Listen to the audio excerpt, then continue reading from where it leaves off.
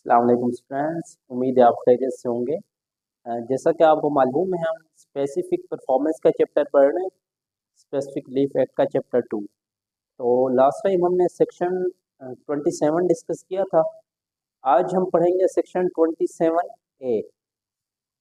Section 27A। अब basically पहले तो मैं आपको एक कंसेप्ट समझा देता हूँ कि जिस तरह एक होता है 27A और इसकी क्लॉज बी और फिर सी, इस तरह ऑनवर्ड। ये बेसिकली होती है किसी सेक्शन की क्लॉजेस, और जब इस तरह लिखा हुआ हो 27 और उसके आगे हाइफन और ए, इसका मतलब होता है कि कोई न्यू आर्टिकल या न्यू सेक्शन इंसर्ट किया गया है किसी स्टैट्यूट में। क्योंकि होता यह है कि किसी भी स्टैट्यूट को जो जब उसको फार्मूलेट किया जाता है, इनेक्ट किया जाता है, तो उस वक्त उस स्टैट्यूट के जो सेक्शंस की नंबरिंग होती है वो बाद में हम अल्टर नहीं करते। वो नंबरिंग उतनी रहती है, नंबर्स उतने ही रहते हैं सेक्शंस के। हाँ, हमने कोई न्यू आर्टिकल अगर उसमें ऐड करना हो तो वो हम फिर इस तरह कर देते हैं। अब कोई और करना हो इसी से रिलेटेड तो 27B कर देंगे, या फिर इसी से रिलेटेड कोई और ऐड करना हो तो हम फिर इसको 27AA कर देंगे। इसी तरह जिस तरह कॉन्स्टिट्यूशन में हम देखते हैं, कॉन्स्टिट्यूशन में जो आर्टिकल्स हैं वो 218 और उनकी नंबरिंग फिक्स है। अब हमने जो अमेंडमेंट के तहत उसमें एडिशन की है, वो जिस तरह आर्टिकल 10A किया है फेयर ट्रायल के हवाले से, तो इसका मतलब ये आर्टिकल 10A जब ओरिजिनल 1973 में हमारा कॉन्स्टिट्यूशन इनेक्ट हुआ था या फॉर्मुलेट हुआ था, उस वक्त आर्टिकल 10A एग्जिस्ट नहीं करता था। आर्टिकल 10 था, आर्टिकल 10A नहीं था। लेकिन बाद में हमने किसी अमेंडमेंट के तहत कोई न्यू आर्टिकल उसमें इंसर्ट किया है, तो उसको हमने फिर आर्टिकल 10A का नाम दिया। जिस तरह 2A भी एक है, जिस तरह बाद में हमने अमेंडमेंट के तहत प्रीएम्बल ऑफ द कॉन्स्टिट्यूशन जो है उसको सब्सटेंटिव पार्ट बना दिया और आर्टिकल एक स्पेशल उसके लिए इंसर्ट कर दिया। तो बेसिकली मकसद ये है कि टोटल जो नंबरिंग होती है किसी स्टैट्यूट की वो चेंज ना हो, और आर्टिकल अगर हमें इंसर्ट करना हो तो वो इस सूरत में कर देते हैं ए फिर उसके बी, इस तरह आप उधर एंटी टेररिज्म एक्ट में एटीए में उधर देखेंगे पेंटा में उन्होंने इंटर किए हुए हैं न्यू आर्टिकल, जिस तरह 21E, इस तरह पेंटा में, यानी पेंटा तक है। अब 21E भी एक आर्टिकल है, 21EE भी आर्टिकल है, ट्रिपल भी, क्वार्टर ई भी, पेंटा ई भी। इस तरह न्यू आर्टिकल जब इंसर्ट करते हैं तो नंबरिंग हमारी वही रहती है जो ऑलरेडी थी जब कोई स्टैट्यूट कोई एक्ट फॉर्मुलेट हुआ था, ये इनेक्ट हुआ था। अगर हमने कोई न्यू इंसर्शन करनी है तो वो इस तरह इस सूरत में हम इंसर्ट करते हैं। ये बेसिकली इस तरह क्लॉजेस में और आर्टिकल में डिफरेंस होता है। तो आज हम जो सेक्शन पढ़ेंगे वो पढ़ेंगे section 27A of specific relief act. तो स्टार्ट करते हैं हम अपना लेक्चर।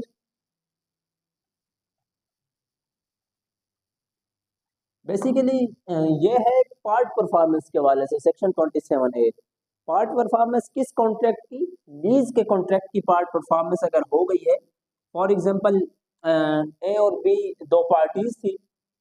ए ने ये प्रॉपर्टी लीज पे दी बी को, ये जमीन थी कोई 1 एकड़, जस्ट एज्यूम कर लें 1 एकड़ जमीन ए ने बी को दी लीज पे। अब ए ने तो बी को दे दी लीज पे, यानी ए की तरफ से जो पार्ट था, जो कॉन्ट्रैक्ट में ऑब्लिगेशन थी, वो परफॉर्म हो गया। पार्ट परफॉर्मेंस हो गई, कंप्लीटली परफॉर्मेंस नहीं हुआ। इट्स मीन दैट कि बी की जो ऑब्लिगेशन थी, बी ने जो रिटर्न बैंक में इसे कुछ पैसे देने थे उस जमीन की लीज के बदले में, जो या रेंट की सूरत में रेंट देना था, तो वो अभी परफॉर्म नहीं हुआ। ए ने अपना पार्ट परफॉर्म कर दिया, लेसी ने नहीं किया। अभी लेसर ने कर दिया, लेसी ने नहीं किया, या किसी सूरत में लेसी ने अपना पार्ट परफॉर्म कर दिया, लेसर ने नहीं किया। यानी इस तरह पार्ट परफॉर्मेंस हो गई हो लीज के कॉन्ट्रैक्ट की, क्या हम उस पार्ट परफॉर्मेंस को बाद में स्पेसिफिक परफॉर्मेंस की फुली करा सकते हैं? वो एंटिटी जिसने वो पार्ट परफॉर्मेंस की थी, जिस तरह ए ने अगर पार्ट परफॉर्मेंस करके लैंड बी को पोजीशन इसकी दे दी, तो क्या अब ए इसको स्पेसिफिकली इन्फोर्स करा सकता है कि आप अपने मुझे पैसे दें जो आपने मुझसे कॉन्ट्रैक्ट में तय किए थे? या किसी कॉन्ट्रैक्ट के तहत इसने जो इसके साथ लीज पे लेने के प्रॉपर्टी का मुआयदा किया था और इसने वो पैसे भी इसे दे दिए, लेकिन अभी पोजीशन इसे ट्रांसफर नहीं कर रहा, तो इधर पार्ट परफॉर्मेंस बी की तरफ से हो गई। अब क्या बी इन्फोर्स करा सकता है इस कॉन्ट्रैक्ट को ए के अगेंस्ट? ए भी अपना पार्ट स्पेसिफिकली परफॉर्म करे जिस तरह मैंने अपनी पार्ट परफॉर्मेंस लीज के कॉन्ट्रैक्ट में परफॉर्म की है। ये बेसिकली आज हमने पढ़ना है सेक्शन 27A में। बियर एक्ट से हम रीड करते हैं, section 27A, specific performance in case of part performance of contract to lease. Contract to lease था इनके दरमियान इस लैंड के हवाले से जिसकी पार्ट परफॉर्मेंस हो गई, या तो ए ने अपनी परफॉर्मेंस पूरी कर दी या बी ने अपनी परफॉर्मेंस पूरी कर दी, लेकिन दूसरी पार्टी ने अभी नहीं की परफॉर्मेंस। पार्ट परफॉर्मेंस हुई है, क्या उसकी स्पेसिफिक इन्फोर्समेंट हो सकती है।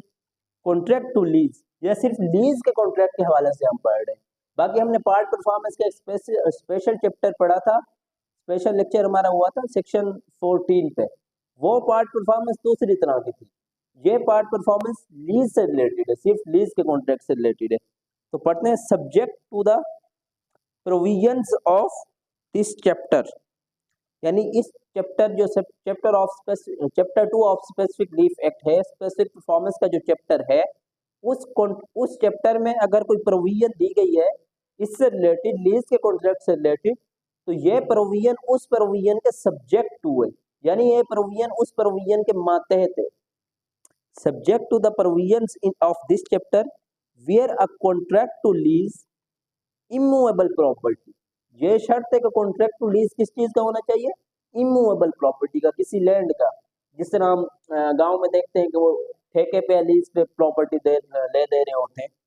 Immovable property is made in writing हो, signed by the parties thereto, और जो उस लीज के कॉन्ट्रैक्ट में पार्टीज थी उन्होंने उसको राइटिंग वाले कॉन्ट्रैक्ट को साइन भी किया हो, या इंडोर्स किया हो। अगर कोई साइन नहीं कर सकता तो उसने फिंगर अपनी लगाई हो वहां पे,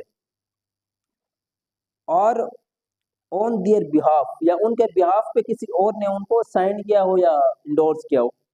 आइदर पार्टी में, आइदर पार्टी, यानी अगर इसने अपनी पार्ट परफॉर्मेंस की हुई है तो ये इसके खिलाफ स्पेसिफिक परफॉर्मेंस का सूट फाइल कर सकता है, लीज का कॉन्ट्रैक्ट था। अगर इसने पार्ट परफॉर्मेंस की हुई है, इसने अपनी ऑब्लिगेशन फुलफिल की हुई है, ये नहीं कर रहा, तो ये इसके खिलाफ लीज के कॉन्ट्रैक्ट में स्पेसिफिक परफॉर्मेंस क्लेम कर सकता है। Either party may notwithstanding that the contract, notwithstanding वाली क्लॉज मैंने बताई थी, एक सेविंग क्लॉज, दूसरी नॉट विद स्टैंडिंग क्लॉज, हमारा जो पहले लेक्चर हुआ था उसमें, इंट्रोडक्शन का लेक्चर नंबर 1 में, उस वक्त हमने कहा था कि नॉट विद स्टैंडिंग क्लॉज वो होती है जिसके सामने दूसरी किसी क्लॉज का कोई इफेक्ट नहीं रहता। अब यही बात वो कर रहा है, notwithstanding that the contract. ये जो हम नीचे बात करने लगे हैं, ये सेक्शन जो नीचे बात करने लगा है, इस बात को कोई और चैप्टर, कोई भी स्टैट्यूट, कोई भी सेक्शन डिनाई नहीं कर सकता, इसके साथ वो कोई और सेक्शन स्टैंड यानी नहीं कर सकता। नॉट विद स्टैंडिंग ये ऑलवेज सुपरसीड करेगी, ये जो अब नीचे बात करने लगा है। Notwithstanding that the contract though required to be registered has not been registered. अब उधर हमने पढ़ा था कि 1 साल से ज्यादा के लिए जो लीज पे हो, आई थिंक 1 साल था, पता नहीं 3 साल, 1 साल ही था आई थिंक रजिस्ट्रेशन एक्ट में, तो उस कॉन्ट्रैक्ट को रजिस्टर कराना लाजमी है, उस लीज एग्रीमेंट को रजिस्टर कराना लाजमी है। लेकिन यहाँ पे कह रहा है कि रजिस्टर बेशक उसको कराया हो या ना कराया हो, इस बात का इधर कोई इफेक्ट नहीं रहता। अगर हमने लीज के एग्रीमेंट को रजिस्टर ना भी कराया हो तो भी हम उस लीज के एग्रीमेंट की, लीज के कॉन्ट्रैक्ट की स्पेसिफिक परफॉर्मेंस ले सकते हैं अगर हमने उसकी पार्ट परफॉर्मेंस की हुई है तो, यानी रजिस्ट्रेशन का इधर कोई इफेक्ट नहीं रहता। Notwithstanding that the contract though required to be registered has not been registered, यानी रजिस्टर वो करना जरूरी था, रजिस्टर कंपल्सरी रजिस्ट्रेबल डॉक्यूमेंट था, उसकी हमने रजिस्ट्रेशन नहीं कराई, इस बात का इधर कोई इफेक्ट नहीं है। इस क्लॉज के सामने वो बात स्टैंड ही नहीं कर सकती, वो एक डिनाई हो गई। और इस वाली बात सही है कि बेशक वो हमने कराया हो या ना कराया हो, दोनों सूरतों में, रजिस्टर कराया हो तो भी ठीक है, ना कराया हो तो भी कोई इशू नहीं यहाँ पे, इसलिए उसने notwithstanding to that को दिस कॉन्ट्रैक्ट लिखा है, डेट द कॉन्ट्रैक्ट। अच्छा, अब नॉट विद स्टैंडिंग का इफेक्ट यहाँ तक खत्म हो गया। अच्छा, अब पढ़ते हैं, sue the other for specific performance of the contract, यानी आइदर पार्टी सू कर सकती है दूसरी पार्टी को स्पेसिफिक परफॉर्मेंस ऑफ कॉन्ट्रैक्ट। कौन सा कॉन्ट्रैक्ट? लीज का कॉन्ट्रैक्ट। कोई एक पार्टी भी दूसरी पार्टी को सू कर सकती है फॉर स्पेसिफिक परफॉर्मेंस। इस चीज को मद्देनजर नहीं रखा जाएगा कि उसने अपना कॉन्ट्रैक्ट जो लीज का था वो रजिस्टर कराया था या नहीं कराया था, इस बात की इधर कोई अहमियत नहीं है। कराया था तो भी सू कर सकती है एक पार्टी, ना कराया था तो दूसरी फिर भी कोई भी पार्टी सू कर सकती है। अब हम क्लॉज ए देखते हैं, if where specific performance is claimed by the lessor. अब वो हमें सिचुएशन बता रहा है कि लेसर कब क्लेम कर सकता है स्पेसिफिक परफॉर्मेंस। लेसर कहते हैं जिसकी प्रॉपर्टी थी, जो लैंडलॉर्ड था, जो प्रॉपर्टी को लीज पे दे रहा है। लेसी उसे कहते हैं जो प्रॉपर्टी को लीज पे ले रहा है। अब हम देखते हैं कि लेसर यानी प्रॉपर्टी लीज पे देने वाला कब स्पेसिफिक परफॉर्मेंस क्लेम कर सकता है।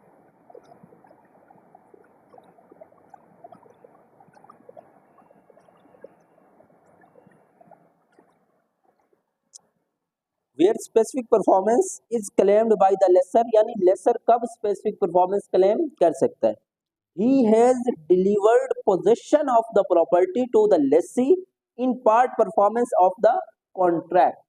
यानी ए और बी के दरमियान कोई लीज का कॉन्ट्रैक्ट हुआ किसी प्रॉपर्टी के हवाले से। प्रॉपर्टी कौन सी? Immovable property. ए यहाँ पे लीज पे दे रहा था प्रॉपर्टी, बी लीज पे ले रहा था वो प्रॉपर्टी। ए ने अपनी पार्ट से परफॉर्मेंस कर दी, यानी ए ने उस प्रॉपर्टी की पोजीशन बी को दे दी, लेकिन अब बी उस प्रॉपर्टी की जो बदले में उसे कंसिडरेशन देनी थी, उस लीज के बदले में, प्रॉपर्टी को लीज पे लेने के बदले में, फॉर एग्जांपल 1 एकड़ की 1 लाख रुपए बी ने ए को देनी थी, वो नहीं दे रहा, या अपने कॉन्ट्रैक्ट से अब डिनाई कर रहा है। वो कहता है कि मैं आपकी प्रॉपर्टी लीज पे नहीं देता, जबकि ए ने, लेसर ने अपना पार्ट परफॉर्म कर चुका है, वो उसकी पोजीशन ट्रांसफर कर चुका है, पोजीशन वो लेसी को दे चुका है। तो अब ए यानी लेसर प्रॉपर्टी लीज पे देने वाला दूसरी पार्टी को, लेसी को बाउंड कर सकता है, उसको स्पेसिफिकली कंपेल करा सकता है थ्रू द कोर्ट कि वो भी अब अपने कॉन्ट्रैक्ट की जो रिमेनिंग उसकी तरफ से परफॉर्मेंस बची हुई है वो करे और उस कॉन्ट्रैक्ट को स्पेसिफिकली परफॉर्म करे। यानी लेसर भी स्पेसिफिक परफॉर्मेंस करा सकता है कोर्ट के थ्रू, कब?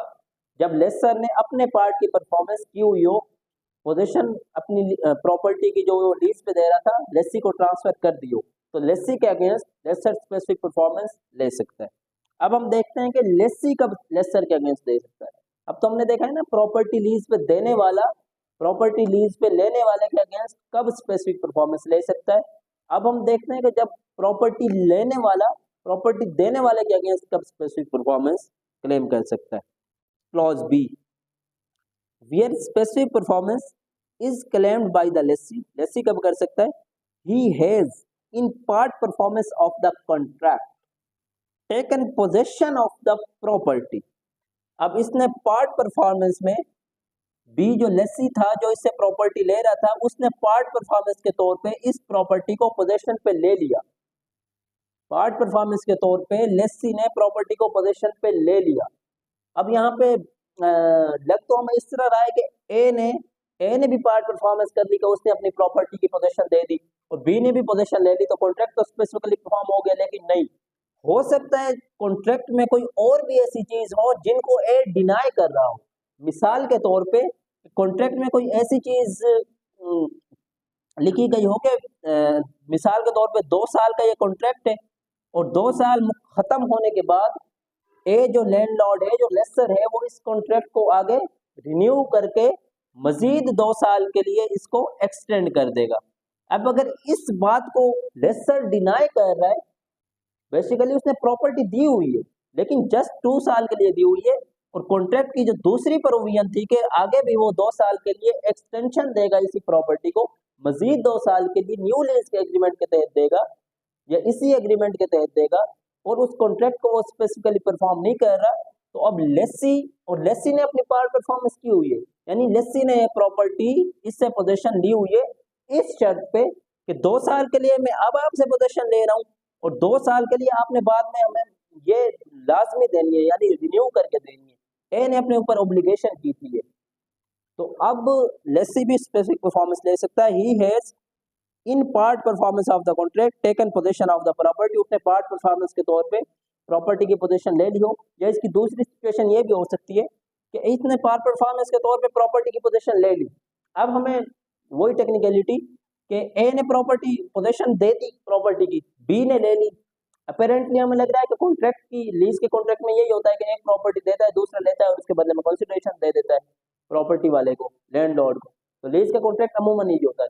लेकिन ये भी हो सकता है कि बी ने पार्ट परफॉर्मेंस के तौर पे प्रॉपर्टी ले ली, इसने दे दी, लेकिन मजीद कोई और ऐसी और ऑब्लिगेशन थी जो इसने अभी फुलफिल नहीं की, ये वाली भी हो सकती है ऑब्लिगेशन, या कोई और भी ऑब्लिगेशन हो सकती है। मिसाल के तौर पे बाद में कह रहा है कि मेरी प्रॉपर्टी मुझे वापस दे, मैं आपको लीज पे नहीं देता।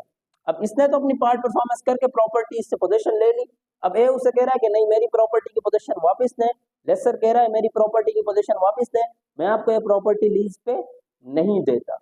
तो इट्स मीन्स दैट इसने तो अपनी पार्ट परफॉर्मेंस पूरी कर ली, ये अपनी परफॉर्मेंस को कंप्लीटली नहीं कर रहा, अपनी ऑब्लिगेशन को फुलफिल नहीं कर रहा।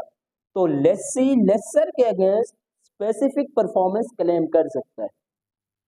Taken position of the property, या तो प्रॉपर्टी की पोजीशन ले लियो पार्ट परफॉर्मेंस के तौर पे, और being already in position continues in position in part performance of the contract.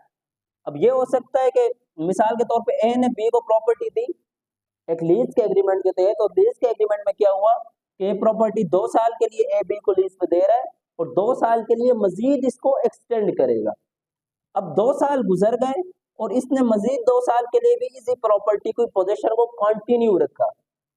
2 साल गुजरने के बाद मिसाल के तौर पे 2 साल ये गुजर गए, 1 माह और गुजर गया, इन 2 साल में से 1 माह और गुजर गया।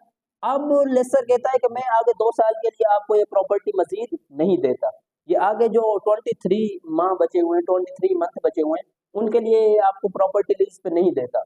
तो अब इसने तो अपनी पोजीशन कंटिन्यू कर ली पार्ट परफॉर्मेंस के तौर पे, लेकिन अब लेसर डिनाई कर रहा है। तो इस सूरत में भी कॉन्ट्रैक्ट को स्पेसिफिक इन्फोर्समेंट लेसी करा सकता है लेसर के अगेंस्ट, क्योंकि पहले आपने मुझसे कॉन्ट्रैक्ट किया था कि 2 साल के लिए मैं आपको मजीद ये दूंगा, 2 साल एक्सटेंड करूंगा, और अब मैंने मजीद 2 साल के लिए अपनी पोजीशन कंटिन्यू भी कर ली है, मेरा 1 महीना भी गुजर चुका है उस कंटिन्यू पोजीशन को कंटिन्यू किए हुए।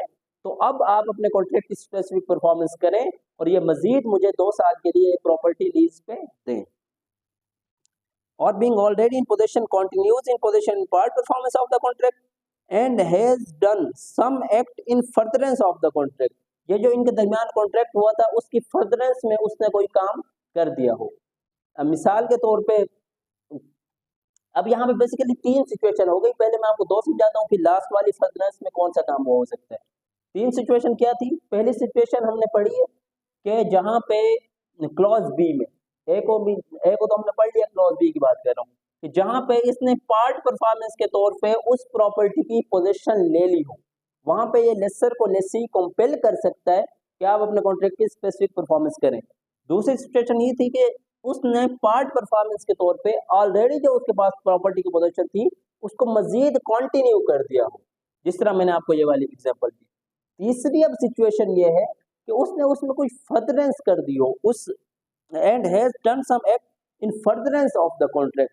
मिसाल के तौर पे यही एग्जांपल इधर लिख लेते हैं, ए और बी के दरमियान किसी प्रॉपर्टी के हवाले से कॉन्ट्रैक्ट हुआ। कॉन्ट्रैक्ट ये था कि बी इस प्रॉपर्टी में जस्ट एज्यूम डेट के इधर वो फेंसिंग लगाएगा, फेंस बॉर्डर लगाएगा किसी आजकल वो दरख्त से चल रहे किसी मतलब बाउंड्री पे ना, खेतों की बाउंड्री पे वो लगा देते हैं ताकि जानवरों वगैरह से महफूज रहे और कोई उनमें इंटर ना हो सके, जानवर वगैरह उसको नुकसान ना करे। तो इस तरह भाई बी उस प्रॉपर्टी में फेंसिंग लगाएगा, इनके दरमियान कॉन्ट्रैक्ट था लीज का। अब यहाँ पे इसने कॉन्ट्रैक्ट की फर्दरेंस कर दी, यानी इसने बाउंड्री यानी लीज वो फेंसिंग लगा दी अपनी जो लीज प्रॉपर्टी थी उसके चारों तरफ। तो अब यहाँ पे यानी इसने उस कॉन्ट्रैक्ट की जो लीज का कॉन्ट्रैक्ट था लेसी ने उसकी फर्दरेंस कर दी। तो अब यहाँ पे ये ए के अगेंस्ट स्पेसिफिक परफॉर्मेंस ले सकता है अगर ए अपना पार्ट परफॉर्म नहीं कर रहा। जस्ट एज्यूम डेट के ए ने कहा था कि आपको ये प्रॉपर्टी दे रहा हूँ कितने लाख के इवज, मिसाल के तौर पे 1 लाख के इवज 1 साल के लिए लीज पे प्रॉपर्टी दे रहा हूँ, 1 एकड़ ये जमीन है एज्यूम कर रहे हैं। और साथ में ये भी कॉन्ट्रैक्ट था कि अगर आप इधर फेंसिंग लगा देंगे, फेंसिंग कर देंगे यानी बाड़ लगा देंगे चारों तरफ, तो मैं आपसे 1 लाख की बजाय 80,000 लूंगा। ये भी साथ में हुआ था।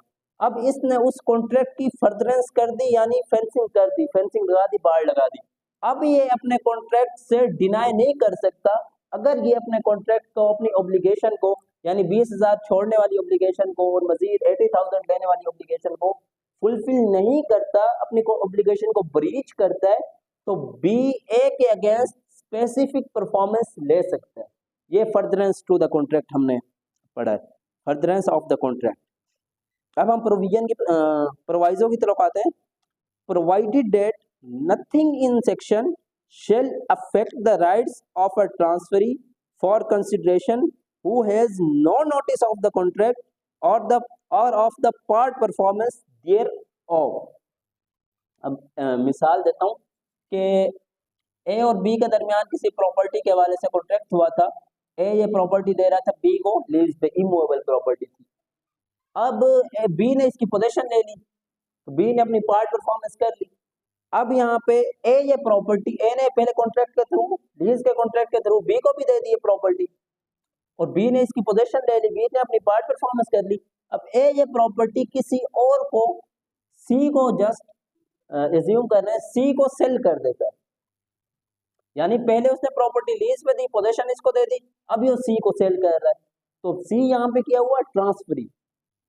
अब यहाँ पे सी को ये पता नहीं था कि इस प्रॉपर्टी पे पहले लीज का एग्रीमेंट ए और बी ने किया हुआ है, और बी ने इस प्रॉपर्टी की पोजीशन ली हुई है। तो यहाँ पे इसके राइट्स पे कोई इफेक्ट नहीं आएगा, क्योंकि ये बोनाफाइड और गुड फेथ में इस प्रॉपर्टी की परचेज कर रहा है। अगर इसे पता था, इस चीज का नोटिस में थी, इसके नोटिस में थी ये बात कि इस पे पहले लीज का कॉन्ट्रैक्ट हुआ पड़ा है और लीज की पोजीशन बी ने ऑलरेडी ली हुई है, तो अभी अगर ये ट्रांसफर इस प्रॉपर्टी की पोजीशन लेता है तो ये नहीं ले सकता, इसके राइट फिर बैक स्टेप पे हो जाएंगे। लेकिन अगर उसके नोटिस में बात नहीं थी, वो बोनाफाइड था, गुड फेथ में उसने वो प्रॉपर्टी ली थी, गुड फेथ में वो उस प्रॉपर्टी का ट्रांसफरी था, तो अब उसके राइट पे कोई इफेक्ट नहीं पड़ेगा इनके लीज के एग्रीमेंट का, और उसको इसकी प्रॉपर्टी की पोजीशन दे दी जाएगी। अब यहाँ पे इसको कॉन्ट्रैक्ट ब्रीच की सूरत में एक कॉम्पनसेशन देगा लेसी को। ये इसकी दूसरी एग्जांपल ये लेते हैं कि ए और बी के दरमियान कोई कॉन्ट्रैक्ट हुआ किसी प्रॉपर्टी की लीज के हवाले से। ए ने पहले प्रॉपर्टी बी को लीज पे दे दी और बी ने उसकी पोजीशन भी ले ली पार्ट परफॉर्मेंस के तौर पे। अब ए यहाँ पे डी को भी ये प्रॉपर्टी, यही प्रॉपर्टी मजीद लीज पे दे देता है। पहले उसने बी को लीज पे दे दी और उसने पोजीशन भी ले ली। अभी लीज का जो एग्रीमेंट था उसका टेन्योर कंप्लीट नहीं हुआ, और उसने पहले ही इसी प्रॉपर्टी को उसी टेन्योर के लिए डी को भी दे दिया, और डी को ये पता नहीं था कि पहले ए और बी के दरमियान इधर कॉन्ट्रैक्ट लीज का हुआ पड़ा है।